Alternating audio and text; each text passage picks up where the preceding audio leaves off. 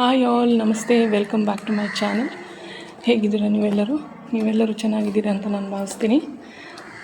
ಇವತ್ತಿನ ವ್ಲಾಗಲ್ಲಿ ನಾನು ಉಪ್ಪಿಗೆ ಹಾಕಿರುವಂತಹ ಮಾವಿನಕಾಯಿಯ ರೆಸಿಪಿ ಜೊತೆ ಬಂದಿದ್ದೇನೆ. ತುಂಬಾ ಸೂಪರಾಗಿರುತ್ತೆ. ಹೇಗೆ ಮಾಡೋದು ಅಂತ ನಮ್ಮಮ್ಮ ಇವತ್ತು ತೋರಿಸ್ತಾರೆ. ಹಾಗಾದರೆ ಬನ್ನಿ ಹೋಗೋಣ ಕಿಚನ್ ಕಡೆಗೆ. ಮೇಲ್ಗಡೆ ಹೋಗ್ತಾಯಿದ್ದೀನಿ, ವಾಕಿಂಗ್ ಎಲ್ಲ ಮುಗೀತು. ಇವಾಗ ಹೋಗ್ತಾಯಿದ್ದೀನಿ ಬ್ರೇಕ್ಫಾಸ್ಟ್ ಮಾಡೋಕ್ಕೆ. ಬ್ರೇಕ್ಫಾಸ್ಟ್ ಏನು ಮಾಡಿದ್ದಾರೆ ಅಂತ ನೋಡೋಣ. ಅದ್ರ ಜೊತೆ ಇವತ್ತಿನ ರೆಸಿಪೀಸ್ ಕೂಡ ನೋಡ್ಕೊಂಡು ಬರೋಣ. ಬನ್ನಿ ಹಾಗಾದರೆ ಹೋಗೋಣ ಮನೆಯ ಕಡೆಗೆ. ಕಿಚನಲ್ಲಿ ನೋಡೋಣ. ಈ ವ್ಲಾಗಲ್ಲಿ 2 ರೀತಿಯ ಮಾವಿನಕಾಯಿ, ಉಪ್ಪಿಗೆ ಹಾಕಿರುವಂತಹ ಮಾವಿನಕಾಯಿಯ 2 ಕರಿಯ ರೆಸಿಪಿಯನ್ನು ನಿಮ್ಮ ಜೊತೆ ಶೇರ್ ಮಾಡಲಿಕ್ಕಿದ್ದೇನೆ. ಹಾಗಾದರೆ ಬನ್ನಿ ವಿಡಿಯೋವನ್ನು ಸ್ಟಾರ್ಟ್ ಮಾಡೋದಕ್ಕಿಂತ ಮುಂಚೆ ನೀವೇನಾದರೂ ನನ್ನ ವಿಡಿಯೋನ ಫಸ್ಟ್ ಟೈಮ್ ನೋಡಿದ್ದಲ್ಲಿ ವಿಡಿಯೋ ಲೈಕ್, ಶೇರ್ ಮತ್ತು ಸಬ್ಸ್ಕ್ರೈಬ್ ಮಾಡೋದನ್ನು ಮರಿಬೇಡಿ ಫ್ರೆಂಡ್ಸ್. ಬ್ರೇಕ್ಫಾಸ್ಟ್ಗೆ ನನ್ನ ಫೇವ್ರೆಟ್ ನೀರು ದೋಸೆ ತಿಂದು ಇವಾಗ ನಮ್ಮ ರೆಸಿಪಿಯನ್ನು ಸ್ಟಾರ್ಟ್ ಮಾಡೋಣ. ಇದು ಉಪ್ಪಿಗೆ ಹಾಕಿರುವಂತಹ ಮಾವಿನಕಾಯಿ. ಇವಾಗ ಮಾವಿನಕಾಯಿ ಸೀಸನ್ ಇರೋದ್ರಿಂದ ಇದನ್ನು ನಾವು ಸ್ಟೋರ್ ಮಾಡ್ಬೋದು ಫಾರ್ ದ ಫ್ಯೂಚರ್ ಪರ್ಪಸ್. ಅಂದರೆ ಮಳೆಗಾಲದಲ್ಲಿ ಕೂಡ ಇದನ್ನು ಉಪಯೋಗಿಸ್ಕೋಬೋದು. ಇದನ್ನು ವರ್ಷ ಪೂರ್ತಿ ಸ್ಟೋರ್ ಮಾಡಲಿಕ್ಕಾಗುತ್ತೆ. ಮಾವಿನಕಾಯಿಯನ್ನು ಸ್ವಚ್ಛವಾಗಿ ತೊಳೆದು ಚೆನ್ನಾಗಿ ಒರೆಸ್ಬಿಟ್ಟು ಇಟ್ಕೋಬೇಕು. ಆಮೇಲೆ ಗ್ಯಾಸಲ್ಲಿ 2ರಿಂದ 3 ಲೀಟರ್ ಆಗುವಷ್ಟು ನೀರನ್ನು ಕುದಿಯೋಕ್ಕೆ ಬಿಡಬೇಕು. ಆ ನೀರಿಗೆ ನಾವು 1-2 ಹಿಡಿಯಷ್ಟು ಉಪ್ಪಿನ ಹುಡಿಯನ್ನು ಹಾಕಬೇಕು. ರಾಕ್ ಸಾಲ್ಟ್ ಅಥವಾ ಟೇಬಲ್ ಸಾಲ್ಟು ಆಗುತ್ತೆ. ಆ 2 ಸಾಲ್ಟನ್ನು ಕೂಡ ಯಾವುದು ಬಳಸ್ಬೋದು. ಅದನ್ನು ಹಾಕಿ ನಾವು ಅದನ್ನು ಚೆನ್ನಾಗಿ ಮುಚ್ಚಿಡಬೇಕು. ಲ್ಯೂಕ್ ವಾರ್ಮ್ ಆಗೋವರೆಗೂ ನಾವು ಅದನ್ನು ಮುಚ್ಚಿಡಬೇಕು. ಲ್ಯೂಕ್ ವಾರ್ಮ್ ಆದಮೇಲೆ ನಾವು ಇದನ್ನು ಕ್ಲೀನ್ ಮಾಡಿಟ್ಕೊಂಡಿರುವ ಮಾವಿನಕಾಯಿಯನ್ನು ಅದಕ್ಕೆ ಹಾಕಿ 1 ಅಥವಾ 2 ಗಂಟೆ ಕಾಲ ಹಾಗೆ ಬಿಡಬೇಕು. ಅಥವಾ 1 ಡೇ ಹಾಗೆ ಬಿಟ್ಟರು ಆಗುತ್ತೆ. ಅದನ್ನು ಬಿಟ್ಬಿಟ್ಟು ಅದು ಕ್ಲೀನ್ ಏರ್ ಟೈಟ್ ಜಾರಲ್ಲಿ ಸ್ಟೋರ್ ಮಾಡಿದರೆ ವರ್ಷ ಪೂರ್ತಿ ನೀವು ಇದು ಮಾವಿನಕಾಯಿಯನ್ನು ಬಳಸ್ಬೋದು. ಬೇರೆ ರೀತಿಯ ಚಟ್ನಿ ಕೂಡ ಮಾಡೋಕ್ಕಾಗುತ್ತೆ. ಇನ್ನು ಮುಂದಿನ ವ್ಲಾಗಲ್ಲಿ ಅದನ್ನು ಕೂಡ ತೋರಿಸ್ಲಿಕ್ಕಿದ್ದೇನೆ. ಈಗ ನಾನು ಮಾಡ್ತಾ ಇರೋದು 2 ಥರದ ಕರೀಸ್. ಒಂದು ಸ್ವಲ್ಪ ಸ್ವೀಟ್ ಆಗಿರುತ್ತೆ, ಮೈಲ್ಡ್ ಸ್ವೀಟ್ ಆಗಿರುತ್ತೆ. ಇನ್ನೊಂದು ಸ್ವಲ್ಪ ಸ್ಪೈಸಿ ಆಗಿರುತ್ತೆ. ನೋಡಿ, ಒಂದೇ ಮಾವಿನಕಾಯಿ ಹೋಳುಗಳನ್ನಾಗಿ ಮಾಡಿ ಚೆನ್ನಾಗಿ ಭಾಗವಾಗಿ ಮಾಡಿಟ್ಕೊಂಡಿದ್ದೇನೆ. ನೋಡಿ, 2 ಕರಿಗೆ ಅಂತ ಮಾಡಿಟ್ಕೊಂಡಿದ್ದೇನೆ. ಒಂದು ಸೈಡಲ್ಲಿ ಚೀನಿಗುಂಬಳಕಾಯಿ ಪಲ್ಯ ಕೂಡ ಮಾಡ್ತಾಯಿದ್ವಿ. ಅದನ್ನು ರೆಸಿಪಿ ಕೂಡ ನನ್ನ ಚಾನಲಲ್ಲಿ ಇದೆ. ತುಂಬಾ ಈಸಿ ಮತ್ತು ಕ್ವಿಕ್ ಆಗುವಂತಹ ರೆಸಿಪಿ ಕೂಡ. ನೀವು ನನ್ನ ವ್ಲಾಗಲ್ಲಿ ಹೋಗಿ ಚೆಕ್ ಮಾಡ್ಕೋಬೋದು. ನನ್ನ ಚಾನಲಲ್ಲಿ ಆಲ್ರೆಡಿ ಅಪ್ಲೋಡೆಡ್ ಆಗಿದೆ. ಇವಾಗ ಒಂದು ಬಾಣಲೆ ಇಟ್ಕೊಂಡಿದ್ದೀನಿ. ಇಲ್ಲಿ ಬಾಣಲೆಗೆ ಎಣ್ಣೆ ಹಾಕ್ಕೋತಾ ಇದ್ದೀನಿ. ಕೊಬ್ಬರಿ ಎಣ್ಣೆ ನಾನು ತಗೊಂಡಿದ್ದೀನಿ. ಈ ಮಾಡ್ತಾ ಇರೋದು ನಾನು ಒಗ್ಗರಣೆ ಅಲ್ಲ, ಒಂದು ಮಸಾಲೆಗೆ ಬೇಕಾಗಿರುವಂತಹ ಪೇಸ್ಟನ್ನು ಮಾಡಬೇಕು. ಅದಕ್ಕೆ ಸ್ಪೈಸಸನ್ನು ಹುರ್ಕೋಬೇಕಾಗತ್ತೆ. ಎಣ್ಣೆಯಲ್ಲಿ 1 ಚಮಚದಷ್ಟು ಉದ್ದಿನಬೇಳೆ ಹಾಕಿ ಚೆನ್ನಾಗಿ ಗೋಲ್ಡನ್ ಬ್ರೌನ್ ಆಗುವವರೆಗೂ ಚೆನ್ನಾಗಿ ಹುರ್ಕೋಬೇಕು. ಇದು ಲೈಟ್ ಬ್ರೌನ್ ಆದಮೇಲೆ ನಾವಿವಾಗ ಕೊತ್ತಂಬರಿ ಕಾಳನ್ನು ಹಾಕ್ಕೋತಾ ಇದ್ದೀವಿ. ಧನಿಯಾ 1 ಸ್ಪೂನನ್ನು ಹಾಕ್ಕೊಂಡಿದ್ದೀವಿ. ಇವೆರಡವನ್ನು ಚೆನ್ನಾಗಿ ಫ್ರೈ ಮಾಡ್ಕೋಬೇಕು. ಇವಾಗ ಇದೆರಡು ಫ್ರೈ ಆಗಿದೆ. ಗ್ಯಾಸ್ ಆಫ್ ಮಾಡಿಬಿಡೋಣ. ಇವಾಗ ನಾನಿಲ್ಲಿ ಕಾಯಿ ತುರಿ ತೆಗೆದುಕೊಂಡಿದ್ದೀನಿ. 1/2ರಿಂದ 3/4 ಕಾಯಿ ತುರಿ, ಚಿಟಿಕೆ ಅರಿಶಿನ ಮತ್ತು ಬ್ಯಾಡಗಿ ಮೆಣಸಿನ್ಕಾಯಿ ನಾನಿಲ್ಲಿ 5ರಿಂದ 6 ತೆಗೆದುಕೊಂಡಿದ್ದೀನಿ. ನೀವು ಬೇಕಿದ್ದರೆ ನಿಮ್ಮ ಖಾರಕ್ಕೆ ಅನುಗುಣವಾಗಿ ತೆಗೆದುಕೊಳ್ಬೋದು. ಇದೆಲ್ಲ ಹಾಕಿ ನಾವು ಚೆನ್ನಾಗಿ ಪೇಸ್ಟ್ ಮಾಡಬೇಕು. ಈ ಕರಿಗೆ ನಾವು ತುಂಬ ಫೈನ್ ಪೇಸ್ಟ್ ಮಸಾಲೆ ಮಾಡುವ ಅಗತ್ಯ ಇಲ್ಲ. ಟೆಕ್ಸ್ಚರ್ ಕೂಡ ಹೇಗೆ ಬರುತ್ತೆ ಅಂತ ನಾನು ತೋರಿಸ್ತೀನಿ. ಇವಾಗ ಇದನ್ನು ನೀರು ಹಾಕಿ ಚೆನ್ನಾಗಿ ಮೊದಲು ಗ್ರೈಂಡ್ ಮಾಡ್ಕೊಳ್ಳೋಣ.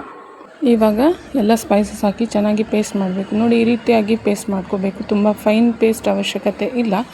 ಅದನ್ನು ಇವಾಗ ಒಂದು ಕಡಾಯಲ್ಲಿ ಹಾಕೋತಾ ಇದ್ದೀನಿ. ನೀರು ಎಷ್ಟು ಬೇಕೋ ಅಷ್ಟು ಕನ್ಸಿಸ್ಟೆನ್ಸಿ ನೋಡಿಕೊಂಡು ಅನ್ನಕ್ಕೆ ಕಲಿಸ್ಕೊಳ್ಳುವ ಹಾಗೆ ಕನ್ಸಿಸ್ಟೆನ್ಸಿ ನೀರನ್ನು ಹಾಕ್ಕೊಂಡು ನಾವು ಇದನ್ನು ಕುದಿಯೋಕ್ಕೆ ಇಡಬೇಕು. 1ರಿಂದ 2 ಲೋಟದಷ್ಟು ನೀರು ಹಿಡಿಯುತ್ತೆ. ಸೊ ನೀರನ್ನು ಹಾಕೋತಾ ಇದ್ದೀನಿ. ಅದ್ರ ಜೊತೆ 2 ಹಸಿಮೆಣಸಿನಕಾಯಿ ಸ್ಲಿಟ್ ಮಾಡಿಬಿಟ್ಟು ಹಾಕೋತಾ ಇದ್ದೀವಿ. ಅದ್ರ ಜೊತೆ ಇವಾಗ ನಾವು ಹೆಚ್ಚಿಟ್ಕೊಂಡಿರುವಂತಹ ಅರ್ಧ ಮಾವಿನಕಾಯಿ ಹೋಳನ್ನು ಕೂಡ ಇದಕ್ಕೆ ಹಾಕೋಬೇಕು. ಇನ್ನೊಂದು ಅರ್ಧದಲ್ಲಿ ಇನ್ನೊಂದು ಕರಿಯನ್ನು ತೋರಿಸ್ಲಿಕ್ಕಿದ್ದೇನೆ. ಒಂದೇ ಮಾವಿನಕಾಯಿಯಲ್ಲಿ ನಾವು 2 ರೀತಿಯಾದ ಅಡುಗೆ ಮಾಡ್ಬೋದು. ಇವಾಗ ಇದನ್ನು ಹಾಕಿ ಚೆನ್ನಾಗಿ ಕುದಿಸ್ಬೇಕು. ಇದು ತುಂಬ ಬೇಯುವಂಥ ಅವಶ್ಯಕತೆ ಇರೋದಿಲ್ಲ. ಮಾವಿನಕಾಯಿ ಬೇಗ ಬೇಯುತ್ತೆ. 2-3 ಮಿನಿಟ್ಸಲ್ಲಿ ಬೆಂದು ಹೋಗಿಬಿಡುತ್ತೆ. ಜಾಸ್ತಿ ಬೇಯಿಸಿದ್ರೆ ಹೋಳು ತಿನ್ನೋದಕ್ಕೆ ಸಿಗೋದಿಲ್ಲ. ಇವಾಗ ರುಚಿಗೆ ತಕ್ಕಷ್ಟು ಉಪ್ಪನ್ನು ಹಾಕೋತಾ ಇದ್ದೀನಿ. ಈ ಮಾವಿನಕಾಯಿಯನ್ನು ಹುಳಿಯನ್ನು ಬ್ಯಾಲೆನ್ಸ್ ಮಾಡಲು ಇಲ್ಲಿ ಸ್ವಲ್ಪ ಬೆಲ್ಲವನ್ನು ಹಾಕಬೇಕಾಗುತ್ತೆ. ಇದರ ಟೇಸ್ಟ್ ಹೇಗಿರುತ್ತೆ ಅಂದರೆ ಈ ಕರಿದು ಸ್ವೀಟ್, ಸಾಲ್ಟ್ ಮತ್ತು ಸೋರಿ ಆ ಥರ ಇರುತ್ತೆ. ತುಂಬಾ ಚೆನ್ನಾಗಿರುತ್ತೆ. ಖಂಡಿತ ಟ್ರೈ ಮಾಡಿ ಫ್ರೆಂಡ್ಸ್. ಇವಾಗ ಇದನ್ನು ಮಿಕ್ಸ್ ಮಾಡಿ ಬೆಲ್ಲ ಸ್ವಲ್ಪ ಕರಗಬೇಕು. ಸ್ವಲ್ಪ ಮಾವಿನಕಾಯಿ ಕೂಡ ಬೇಯಬೇಕು. ಮುಚ್ಚಿ ಈ ರೀತಿಯಾಗಿ ನಾವು ಇದನ್ನು ಇಡಬೇಕು. ಸೈಡಲ್ಲಿ ನಾನು ಚೀನಿ ಕುಂಬಳಕಾಯಿ ಪಲ್ಯವನ್ನು ಮಾಡ್ತಾಯಿದ್ದೀನಿ. ಸಿಂಪಲ್ ಪಲ್ಯ, ಅದನ್ನು ಕೂಡ ನಾನು ಶೇರ್ ಮಾಡಿದ್ದೀನಿ ನನ್ನ ವ್ಲಾಗಲ್ಲಿ, ಖಂಡಿತ ಚೆಕ್ಔಟ್ ಮಾಡಿ. ನನ್ನ ಈ ವ್ಲಾಗ್ ನೀವೇನಾದರೂ ಫಸ್ಟ್ ಟೈಮ್ ನೋಡೋರಾಗಿದ್ರೆ ನನ್ನ ಈ ವಿಡಿಯೋಸ್ ನಿಮಗೆ ಇಷ್ಟ ಆಗಿದ್ದಲ್ಲಿ ಲೈಕ್, ಶೇರ್ ಮತ್ತು ಸಬ್ಸ್ಕ್ರೈಬ್ ಮಾಡೋದನ್ನು ಮರಿಬೇಡಿ. ನಿಮ್ಮ ಒಂದು ಸಬ್ಸ್ಕ್ರೈಬ್ ಮತ್ತು ಒಂದು ಲೈಕ್ ನನ್ನಂತಹ ಸ್ಮಾಲ್ ಕಂಟೆಂಟ್ ಕ್ರಿಯೇಟರ್ಗೆ ಖಂಡಿತ ಮೋಟಿವೇಶನ್ ನೀಡುತ್ತೆ. ಇವಾಗ ನಾನು ಇದಕ್ಕೆ ಒಂದು ಒಗ್ಗರಣೆಯನ್ನು ಮಾಡ್ಕೋತಾ ಇದ್ದೀನಿ. ಪ್ಯಾನಲ್ಲಿ ನಾನು ಕೊಬ್ಬರಿ ಎಣ್ಣೆ ಹಾಕ್ಕೊಂಡೆ. ಇವಾಗ ಸಾಸಿವೆ ಕೂಡ ಹಾಕ್ಕೊತಾ ಇದ್ದೀನಿ. ಸಾಸಿವೆ ಚಟಪಟ ಅಂದ ಮೇಲೆ ನಾವು ಕರಿಬೇವಿನ ಸೊಪ್ಪು ಮತ್ತು ಬ್ಯಾಡಗಿ ಮೆಣಸಿನ್ಕಾಯನ್ನು ಇಲ್ಲಿ ಹಾಕ್ಕೋಬೇಕು. ಇವಿಷ್ಟೇ ನಾವು ಮಾಡ್ತಾ ಇರೋದು ಒಗ್ಗರಣೆ. ಇಲ್ಲಿ ನಾವು ಈರುಳ್ಳಿ, ಬೆಳ್ಳುಳ್ಳಿ ಏನು ಬಳಸ್ತಾನೆ ಇಲ್ಲ ಈ ಕರಿಗೆ. ಒಗ್ಗರಣೆ ಇವಾಗ ರೆಡಿಯಾಗಿದೆ. ಈ ಒಗ್ಗರಣೆನ ಇದಕ್ಕೆ ಹಾಕ್ಕೊಳ್ಳೋಣ. ನೋಡಿ ಎಷ್ಟು ಚೆನ್ನಾಗಿ ಕಲರ್ ಬಂದಿದೆ, ತುಂಬ ಟೇಸ್ಟಿ ಕೂಡ ಆಗಿದೆ. Very healthy and delicious raw mango curry, ಉಪ್ಪಿಗೆ ಹಾಕಿರುವಂತಹ ಮಾವಿನಕಾಯಿಯಿಂದ ಮಾಡಿರುವಂತಹ ಗಸಿ ರೆಡಿಯಾಗಿದೆ. ನೀವು ರಾ ಮ್ಯಾಂಗೋ ಯೂಸ್ ಮಾಡಿಕೊಂಡು ಯಾವ ಥರ ಕರಿ ಮಾಡ್ತೀರಾ ಅಥವಾ ಯಾವ ರೆಸಿಪೀಸ್ಗಳನ್ನೆಲ್ಲ ಮಾಡ್ತೀರಾ ಅಂತ ನನಗೆ ಕಮೆಂಟ್ ಮೂಲಕ ಖಂಡಿತ ಶೇರ್ ಮಾಡಿ. ಕುಂಬಳಕಾಯಿ ಪಲ್ಯ ಕೂಡ ರೆಡಿ ಆಗ್ತಾ ಇದೆ. ಈಗ ಇನ್ನೊಂದು ರೀತಿಯ ಕರಿಯನ್ನು ನೋಡ್ಕೊಂಡು ಬರೋಣ. ಇದರಲ್ಲಿ ನಾವು ಬೆಲ್ಲ ಏನೂ ಹಾಕ್ತಾ ಇಲ್ಲ, ಸ್ಪೈಸಿನೇ ಕರಿ ಮಾಡ್ತಾ ಇರೋದು. ಇವಾಗ ನೋಡಿ ಏನೆಲ್ಲ ಬೇಕು ಅಂತ ಹೇಳ್ತೀನಿ. ಬ್ಯಾಡಗಿ ಮೆಣಸಿನ್ಕಾಯಿ 5-6, ಅರ್ಧ ಮಾವಿನಕಾಯಿ ಈ ರೀತಿ ಕಟ್ ಮಾಡಿರೋವಂಥದ್ದು, ಚಿಟಿಕೆ ಅರಿಶಿನ, 1 ಸ್ಪೂನ್ ಧನಿಯಾ, ಇವಿಷ್ಟೇ ಬೇಕಾಗಿರೋವಂಥದ್ದು. ಇವಾಗ ಧನಿಯಾವನ್ನು ನಾವು ಎಣ್ಣೆ ಹಾಕಿಬಿಟ್ಟು ಚೆನ್ನಾಗಿ ಗೋಲ್ಡನ್ ಬ್ರೌನ್ ಆಗುವವರೆಗೂ ಹುರ್ಕೋಬೇಕು. ಇದನ್ನು ಮಿಕ್ಕಿದ ಎಲ್ಲ ಸಾಮಗ್ರಿಗಳ ಜೊತೆಗೆ ನಾವು ಇದನ್ನು ಮಿಕ್ಸಿ ಮಾಡ್ಕೊಬೇಕು. ಇದಕ್ಕೆ ಮಾತ್ರ ನಾವು ಫೈನ್ ಪೇಸ್ಟ್ ಮಾಡ್ಕೊಂಡಿದ್ದೇವೆ, ಕೋರ್ಸ್ ಅಂತ ಹೇಳ್ತಾ ಇಲ್ಲ ನಾನು, ಇಲ್ಲಿ ಫೈನ್ಲಿ ಪೇಸ್ಟ್ ಮಾಡ್ಕೊಂಡಿದ್ದೀವಿ. ಇವಾಗ ನಾವು ಇದಕ್ಕೆ ಹುರಿದಿರುವಂತಹ ಧನಿಯಾನ ಹಾಕ್ತಾಯಿದ್ದೀವಿ. ಇವಾಗ ಈ ಮಸಾಲೆಯನ್ನು ಒಂದು ಪಾತ್ರೆಗೆ ಶಿಫ್ಟ್ ಮಾಡ್ಕೊಂಡಿದ್ದೇನೆ. ಈಗ ನಾವು ಇದಕ್ಕೆ ರುಚಿಗೆ ತಕ್ಕಷ್ಟು ಸ್ವಲ್ಪ ಉಪ್ಪನ್ನು ಹಾಕಬೇಕು. ಉಪ್ಪಿಗೆ ಹಾಕಿರುವಂಥ ಮಾವಿನಕಾಯಿ ಆಗಿರೋದ್ರಿಂದ ಸ್ವಲ್ಪ ಕಮ್ಮಿನೇ ಉಪ್ಪು ಹಿಡಿಯುತ್ತೆ, ಕೆಲವೊಂದು ಸಾರಿ ಉಪ್ಪು ಹಿಡಿಯೋದೇ ಇಲ್ಲ.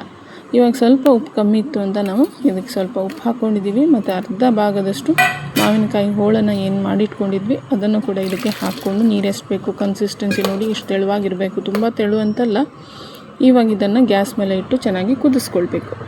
ಇವಾಗ ಚೆನ್ನಾಗಿ ಕುದೀತಾ ಇದೆ. ಒಂದು ಒಗ್ಗರಣೆಯನ್ನು ಮಾಡ್ಕೊಳ್ಳೋಣ. ಇಲ್ಲಿ ನಾವು ಸಾಸಿವೆ ಅಥವಾ ಜೀರಿಗೆ ಏನು ಒಗ್ಗರಣೆ ಬಳಸ್ತಾ ಇಲ್ಲ. ಇಲ್ಲಿ ಒಗ್ಗರಣೆ ಮಾಡಿರುವಂಥದ್ದು ಬೆಳ್ಳುಳ್ಳಿ ಒಂದು 6 ಬೆಳ್ಳುಳ್ಳಿಯನ್ನು ಚೆನ್ನಾಗಿ ಜಜ್ಜಿಬಿಟ್ಟು ಎಣ್ಣೆಗೆ ಹಾಕ್ಕೊಂಡು ಇದನ್ನು ಒಗ್ಗರಣೆ ಮಾಡ್ತಾಯಿದ್ದೀವಿ. ತುಂಬಾ ಚೆನ್ನಾಗಿ ಬರುತ್ತೆ, ಖಂಡಿತ ಟ್ರೈ ಮಾಡಿ. ಈ ಒಗ್ಗರಣೆನ ಇದಕ್ಕೆ ಸಾರಿಗೆ ಹಾಕಿ ಸ್ವಲ್ಪ ಹೊತ್ತು ಮುಚ್ಚಿ ನಾವೊಂದು 5 ನಿಮಿಷ ಇದನ್ನು ಬೇಯಿಸಬೇಕು. ಸೊ ರೆಡಿಯಾಗಿದೆ ನಮ್ಮ ಸ್ಪೈಸಿ ರಾ ಮ್ಯಾಂಗೋ ಕರಿ. ಉಪ್ಪಿಗೆ ಹಾಕಿರೋಂಥ ಮಾವಿನಕಾಯಿಯ ಗಸಿ ಕೂಡ ರೆಡಿಯಾಗಿದೆ.